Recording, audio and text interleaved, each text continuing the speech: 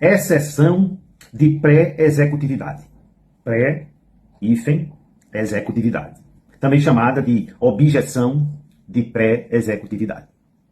Professor, eu estava lendo aqui, né, na doutrina, que essa peça, esse instrumento processual, esse remédio processual, é criação da doutrina e da jurisprudência.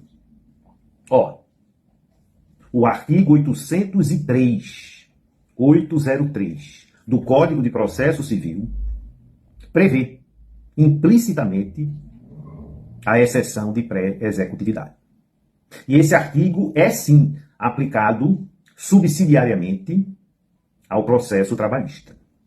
Tá certo? Isso é pacífico. Professor, qual a utilidade da exceção de pré-executividade?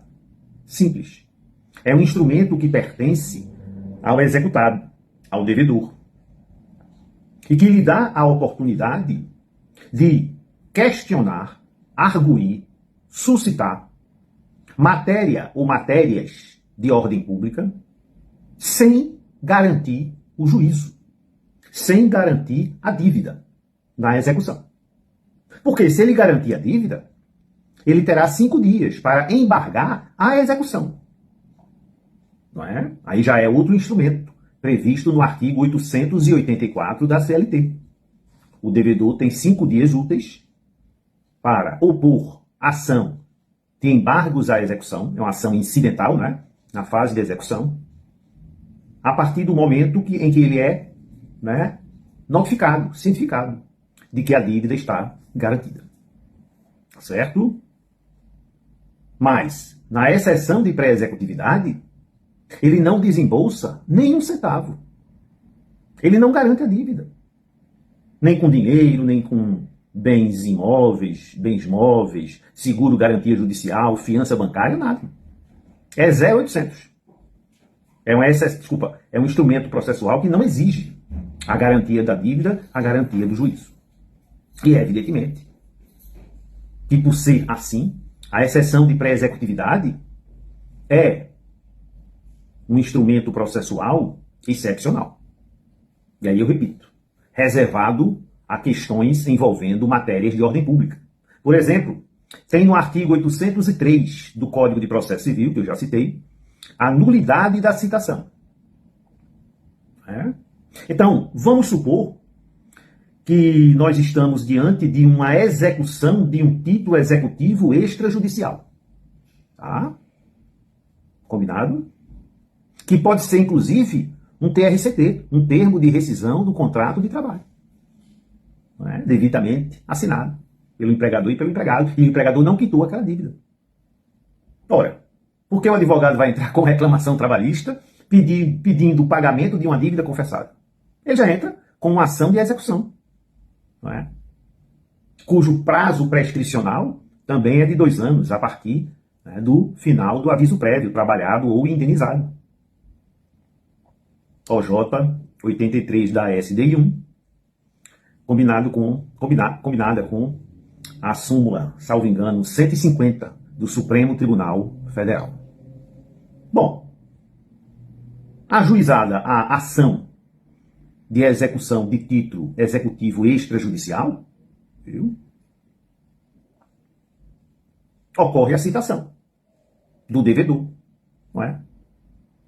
para, em tese, ele garantir a dívida e ter 5 dias úteis para embargar a execução. Artigo 884 da CLT. Lembrando que no processo trabalhista, nós temos o nosso processo de execução e não o cumprimento de sentença. Se bem que para títulos executivos extrajudiciais, o CPC também consagra a aplicação da própria execução e não do cumprimento de sentença, que é restrito a títulos executivos judiciais. E aí, a citação é feita, o juiz aplica a súmula 16 do TST, presume citado executado, porque o porteiro do prédio assinou, o AR, ou nem AR tem nos autos, o juiz presume o executado citado 48 horas depois da emissão da citação. E quando o executado vê, né, parte da sua, seu saldo bancário está bloqueado, em valor bem menor do que a dívida. E ele se surpreende. Contrata um advogado, e o advogado vê que se trata de uma execução. Só que ele não mora mais naquele endereço onde a citação foi realizada. Ele já se mudou há anos. Viu? Aí o advogado pensa, né? Não estudou? Ó, tu vai ter que completar o valor da garantia, o valor da dívida, para a gente poder embargar a execução alegando nulidade de citação. E aí a gente anula todo o processo. Isso é uma aberração. Você exigir de uma pessoa física, jurídica ou até de um ente despersonificado a garantia de uma dívida, quando ele está alegando nulidade de citação. Um dos atos mais sagrados que existem no processo. Porque mediante a citação, é que se satisfaz o contraditório, a ampla defesa e o devido processo legal. Desculpa, e o devido processo legal. Princípios que ainda existem. Acreditem. Viu? Bom, então um advogado estudioso, preparado, sabe que o instrumento a ser usado é a exceção de pré-executividade. Inclusive, munida de documentos que comprovam a nulidade da própria citação e com requerimento de tutela provisória de urgência, de natureza antecipatória, que é a liberação do valor indevidamente bloqueado. Não é? Tá certo? Bom, o TST, agora em julho de 2025, deste ano, o TST, em julgamento de incidente de recursos repetitivos, infelizmente consagrou uma tese já antiga, eu tenho nos meus livros, viu?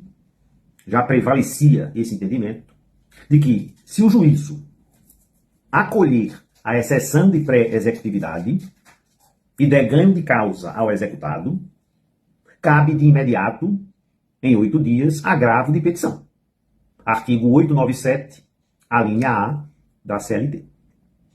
Tá certo? E depois que o TRT julgar agravo de petição, né, cabe recurso de revista ao TST em uma única hipótese. Violação à norma, deixa eu falar literalmente, né? Afronta direta e literal à norma constitucional. Tá certo? É o parágrafo 1º o parágrafo 1º do artigo 896, combinado com a linha C deste mesmo artigo. Agora, se o juízo rejeitar a exceção de pré-executividade, não cabe recurso de imediato, porque o TST considera essa decisão uma decisão meramente interlocutória, inserindo-a no princípio da irrecorribilidade imediata das decisões interlocutórias, princípio consagrado no parágrafo 1º do artigo 893 da CLT e no caput da súmula 214 do TST. Combinado?